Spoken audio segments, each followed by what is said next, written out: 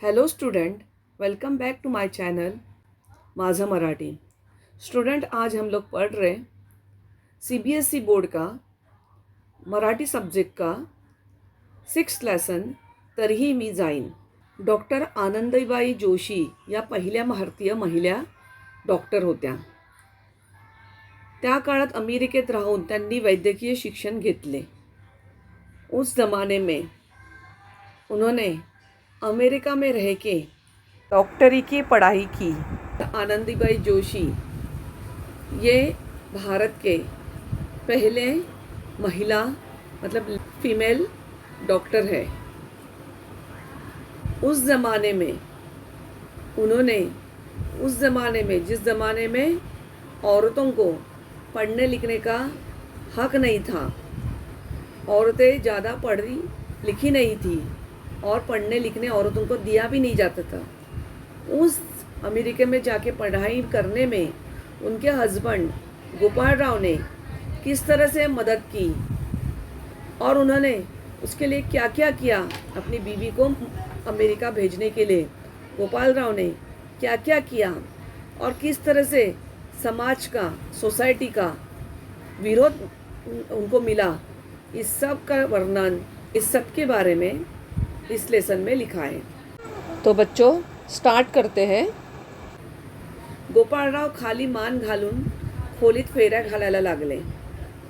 गोपाळराव नीचे गर्दन करके अपने रूम में यहाँ वहाँ टहल रहे थे। फेऱ्या घालायला लागले, अपने यहाँ टहल रहे थे। कोडे सुटले होते, असेच करायला हवे होते, पण हे करणं बरोबर आहे का? वो सोच में डूबे हुए थे। कोड़े सुटले होते, वो जिस बारे में सोच रहे थे उसका रास्ता उन्हें मिल गया था। वो सोच रहे थे कि ऐसा ही करना चाहिए, क्या ऐसा करना सही है? ब्राह्मणाच्या बायका घरासमोरच्या रस्त्याने देखील एकट्या जात नाहीत। ब्राह्मण समाज की जो औरतें हैं, बायका मतलब स्त्रियां, वुमेन्स, ब्राह्मण समाज के जो औरतें हैं वो घर के सामने रस्ता है उसमें भी अकेली नहीं जाती। मुंबईपासून कल्याणला सुद्धा त्यांना सोबत लागते। कल्याण तक भी जाना है तो भी उनको किसी ना किसी का साथ चाहिए रहता है। आणि हिला 17 वर्षा मुलीला दूर पाताळात एकटे पाठवायचे। और ये आनंदीबाई के बारे में बात कर रहे हैं। ये 17 साल की लड़की, उसको इतना दूर भेजेंगे, तिथे कसले कसले लोक असतील, काय काय प्रसंग येतील। बायकोकडे त्यांनी स्निग्ध नजरेने पाहिले। वहाँ पे कैसे कैसे लोग होंगे, क्या क्या उनके ऊपर बीतेगी। हा कोवळा जीव हे सगळं सहन करील? ये इतना छोटी सी ये लड़की सब कुछ सहन करेगी? ते खिडकीपाशी गेले। क्षितिजापर्यंत लांबच लांब शेते पसरली होती। क्षितिज मतलब होराइजन। वो खिड़की के पास गए, विंडो के पास गए। उन्होंने देखा कि जहाँ तक नज़र जा रही है वहाँ तक खेती ही खेती है। वर नीले नीले आकाश होते, ऊपर नीला नीला आसमान है। एक देखना लहानसा पक्षी निळ्या आकाशात उंच निघाला होता। एक छोटासा खूबसूरत पंछी, बर्ड नीले आसमान में घूम रहा था। खिडकीच्या गजांना हात धरून ते त्या हिरव्या पिवळ्या पक्षाकडे बराच वेळ बघत राहिले। खिड़की के ऊपर खड़े रह के वो उस पंछी को, हिरव्या पिवळ्या मतलब ग्रीन और येलो पंछी को बहुत टाइम तक देखते बैठे थे। मग त्यांनी मागे वळून बघितले। आनंदी हातात बुक घेऊन बसली होती। उन्होंने पीछे देखा तो आनंदी, उनकी बीवी, हाथ में बुक लेके बैठी थी। त्यांच्या दृष्टीत ती मावेना, तू एकटीच जा, लोकांना उदाहरण घालून दे। उन्होंने कहा, तू अकेली चले जा, लोगों को उदाहरण मतलब एग्जाम्पल, लोगों को अपना एग्जाम्पल बना। स्त्रियांच्या अंगी सामर्थ्य नाही असं जुने लोक म्हणतात, तू ते खोटं करव। स्त्रियांच्या वुमेन्स के पास कुछ भी करने की क्षमता नहीं है, वुमेन्स कुछ भी करने के लिए कैपेबल नहीं है। ये जो पुराने लोग जो सोचते हैं, जूने लोग मतलब पुराने ख्याल के लोग और पुराने लोग, पुराने ज़माने के लोग जो ये सोचते हैं कि औरतों को पढ़ना लिखना नहीं चाहिए, औरतों को सिर्फ चूल्हा चक्की ही और बच्चे ही पालना चाहिए और चूल्हा चक्की में ही रहना चाहिए। ऐसे लोगों को और ऐसे लोग जो सोचते हैं कि औरतों के अंदर कुछ भी करने की कैपेसिटी नहीं है, औरतें बहुत कमज़ोर है, बिल्कुल कैपेबल नहीं है, ऐसे लोगों को तू झूठा साबित कर। ते आणखीनच जवळ आले, तिच्या दृष्टीला दृष्टी भिडवत म्हणाले, दृष्टीला दृष्टी मतलब नज़रों से नज़र मिलाते हुए बोले, अपनी बीवी के नज़रों में नज़र मिलाते हुए बोले, परदेशात गेलं म्हणजे आपलं सगळं सोडावं लागतं असं नाही. तू अमेरिकेतल्या लोकांना आपल्या चालीरीतींची गोडी लाव. वो बोले परदेश में गई तो इसका मतलब ये नहीं कि अपना सब कुछ छोड़ दो, अपना ट्रेडिशन अपना कस्टम छोड़ दो, ऐसा नहीं. तो अमेरिकी के लोगों को अपनी कस्टम के बारे में बता, अपने ट्रेडिशन के बारे में बता और उनको उसमें इंटरेस्ट आए ऐसे काम कर. खिडकीतून ते पुन्हा लांब गेले, खिडकीतून बघत पुटपुटले.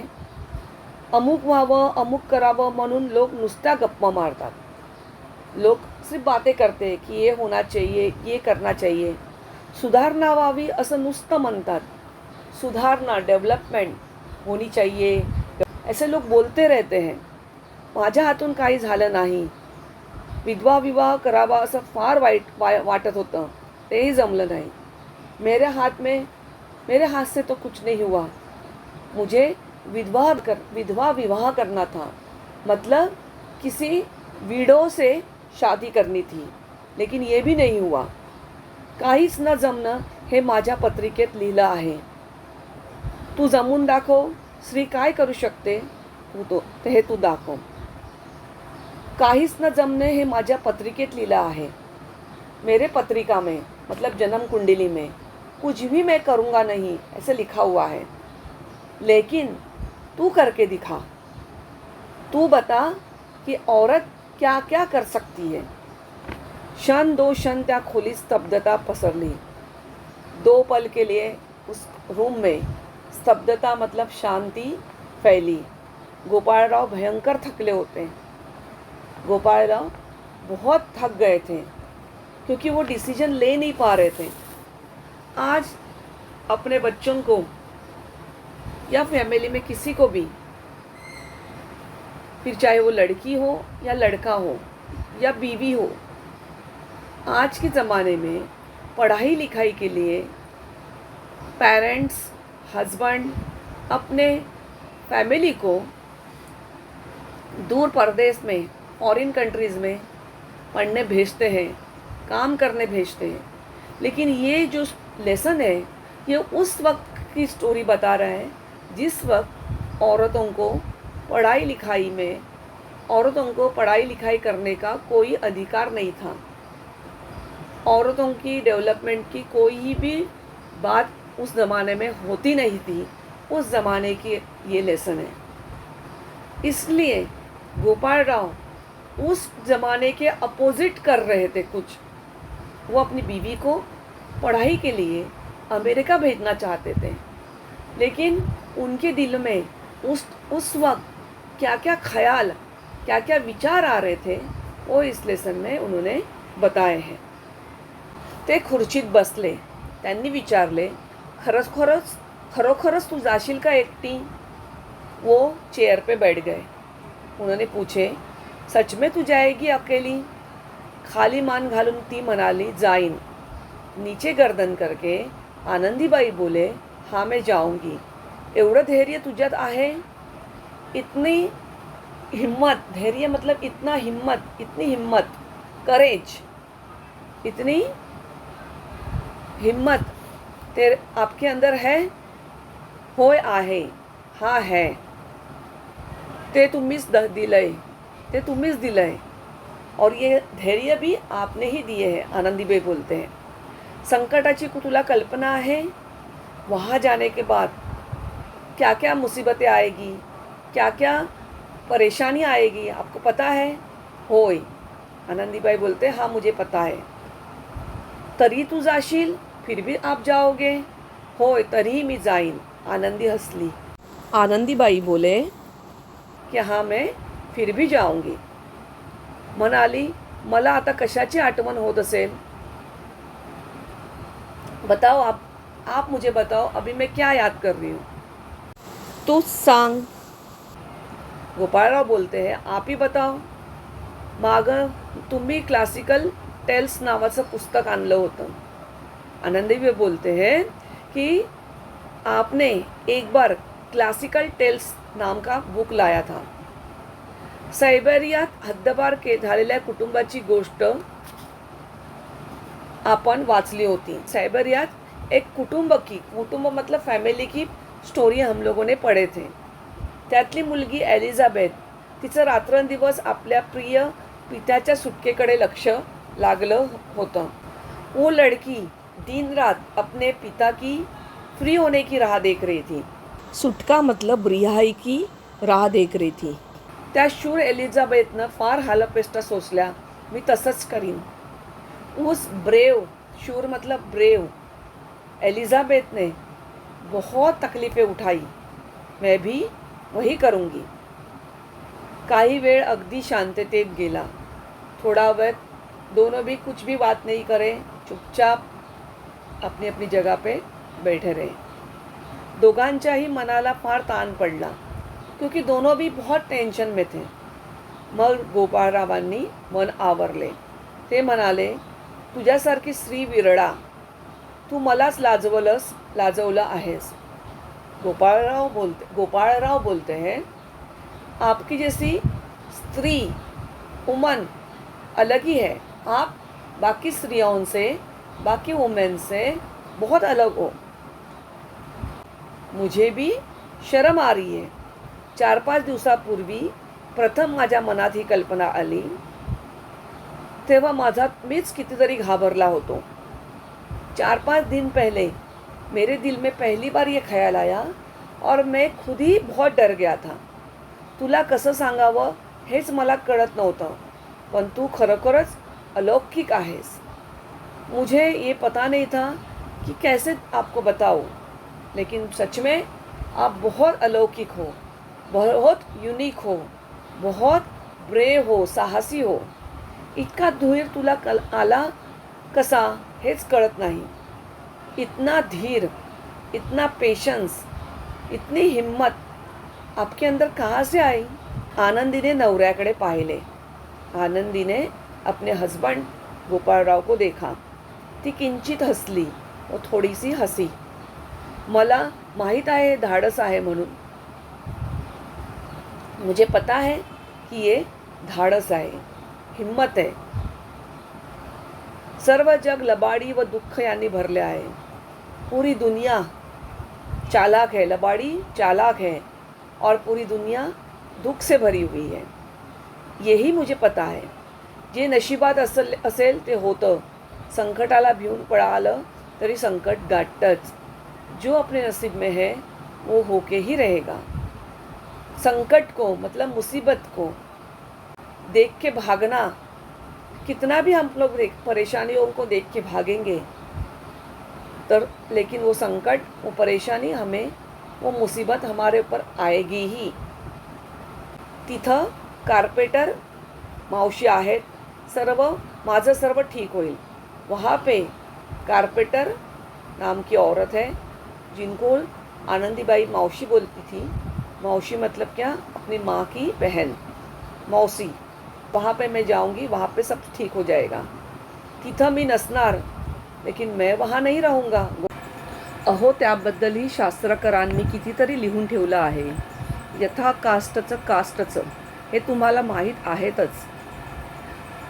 लक्ष्मीबाई अपने पति गोपाळराव को कह रहे हैं कि शास्त्र, आपको तो पता ही है, शास्त्रकार ने मतलब लिखने वालों ने बहुत कुछ लिखा है इस बारे में.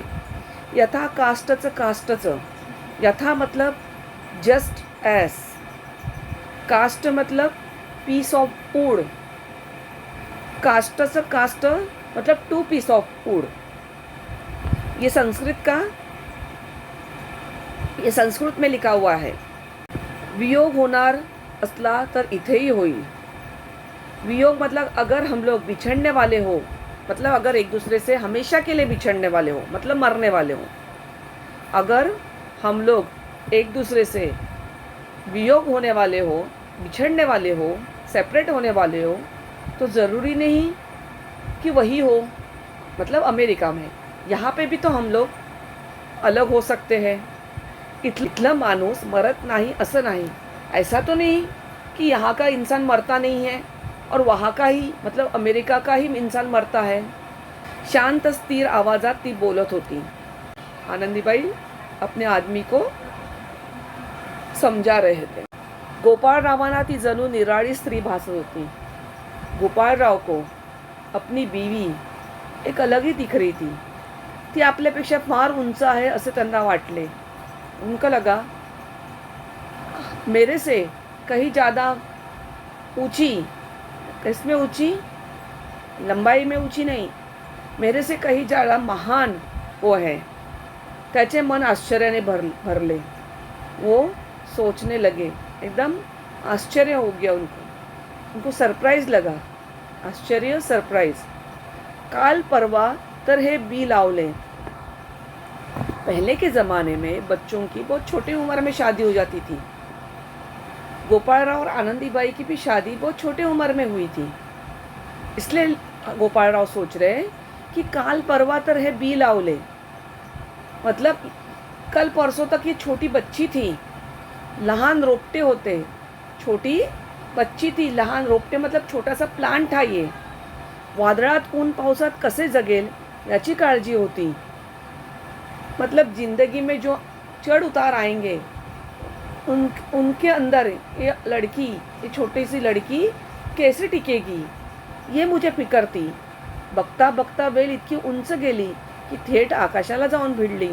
लेकिन देखते देखते ये लड़की आज इतनी बड़ी हो गई कि आसमान छूने की बात कर रही है। तो गोपाळराव सोचने में लग गए कि अभी तो ये छोटी सी बी थी, सीड, बी मतलब सीड थी, उसमें से छोटा सा प्लांट निकला था।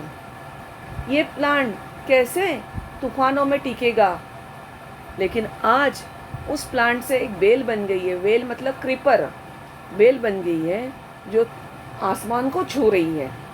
इसका मतलब है कि आनंदीबाई बहुत छोटे उम्र में शादी करके आई थी गोपाळराव के पास, और अभी उनके जो ख्याल है, उनके जो विचार है, अमेरिका में जाने की उनकी जो हिम्मत है, धाड़स है, वो देख के गोपाळराव सोच रहे कि कल की ये छोटी सी लड़की आज आसमान को छूने की बात कर रही है। मतलब ये है कि पहले ज़माने में ब्राह्मण की औरतें घर के बाहर अकेली कभी नहीं जाती थी। उनके साथ घर का कोई ना कोई मेंबर हमेशा रहता था। लेकिन गोपाळराव चाहते थे कि अपनी पत्नी आनंदीबाई अमेरिका में जाके डॉक्टर हो। उस वक्त का समाज बहुत अलग था। 17 साल की वो छोटी सी आनंदी थी। उनको अकेले अमेरिका में कैसे भेजूं, ये बहुत बड़ा सवाल गोपाळराव के सामने था। उन्होंने अपनी बीवी को हिम्मत दी, उनका मन पक्का कर दिया कि आप अमेरिका में जाके पढ़ाई करो, और आनंदीबाई को बताया कि किस तरह से मैं अपनी ज़िंदगी में अयशस्वी हुआ, मतलब फेल हुआ। और आनंदी भी उनकी बातें सुन के उनको भी हिम्मत ताकत आई, और वो भी अमेरिका में जाने के लिए तैयार हो गई। और उन्होंने अपने पति गोपाळराव को कहा कि मैं अमेरिका में चली जाऊंगी, और वो अमेरिका में गए और उन्होंने डॉक्टर की पदवी भी ली, मतलब वो डॉक्टर भी वहाँ पे जाके बन गए। गोपाळराव की जो कश्मकश थी कि मेरी अपनी बीवी को कैसे मैं अमेरिका भेजूं, लोग क्या बोलेंगे, उनके साथ वहाँ अमेरिका में क्या होगा, ये सारे सवाल उनके दिल में आ रहे थे। क्योंकि गोपाल राव आधुनिक विचार के थे, मतलब सुधरे हुए विचार के थे, मॉडर्न विचारों के थे। उनको बताना था समाज को कि औरतों के अंदर भी सामर्थ्य रहता है, मतलब औरतों के अंदर भी सामर्थ्य, हिम्मत, साहस रहता है। उनको उस वक्त के ज़माने को दिखाना था ये बात। उन्होंने अपनी पत्नी का एग्जाम्पल दे के समाज को वो ये बताना चाहते थे कि औरत चाहे तो कुछ भी कर सकती है। उसके अंदर बहुत सारी ताकत, बहुत सारी हिम्मत होती है। डॉक्टरी की पढ़ाई करना, ऐसा जब गोपाल राव ने अपनी बीवी आनंदीबाई से कहा तो आनंदीबाई को भी खुद सरप्राइज़ लगा, लेकिन अपनी पति की इच्छा पूर्ण करने के लिए हिम्मत जुटाई और कहा मैं अकेली चली जाऊंगी। गोपाल राव ने आनंदीबाई को अमेरिका में अकेले रहने की वजह से मुसीबतें भी आएंगी ये भी बताया, तो भी उन्होंने हिम्मत की और कहा कि तरही मीज़ाइन, मैं फिर भी, तरही मीज़ाइन मतलब मैं फिर भी चली जाऊंगी। और उन्होंने, आनंदीबाई ने क्लासिकल टेल्स इस स्टोरी बुक में जो एलिज़ाबेथ लड़की थी उसके बारे में गोपाल राव को कहा कि किस तरह से एलिज़ाबेथ ने अपने पिता को, अपने पप्पा को तब रिहा करने के लिए किस तरह से उस एलिज़ाबेथ ने कितनी तकलीफ़ें उठाई वो भी बताया। ये सब इस लेसन में लिखा हुआ है। तो स्टूडेंट्स, मैंने ये लेसन तरही मीज़ाइन CBSE बोर्ड का ये लेसन है, इसका एक्सप्लेनेशन मैंने कंप्लीट की हूँ। बहुत इंफॉर्मेटिव और बहुत प्रेरणादायक लेसन था, मतलब इंसान को इंस्पायर करने वाला लेसन था। प्रेरणादायक मतलब इंस्पायर करने वाला लेसन था, क्योंकि ये कहानी उस वक्त की है जिस वक्त औरतें, लड़कियां स्कूल में जाती नहीं थी, पढ़ती लिखती नहीं थी। उनकी लड़कियों की नहीं तो लड़कों की भी, बच्चों की बहुत जल्दी शादी हो जाती थी। उस वक्त की ये स्टोरी है। तो बच्चों, आपको ये लेसन समझ में आया ही होगा। आपको मेरा ये एक्सप्लेनेशन अच्छा लगा हो तो मेरे वीडियो को लाइक, शेयर और सब्सक्राइब ज़रूर करें। Thank you.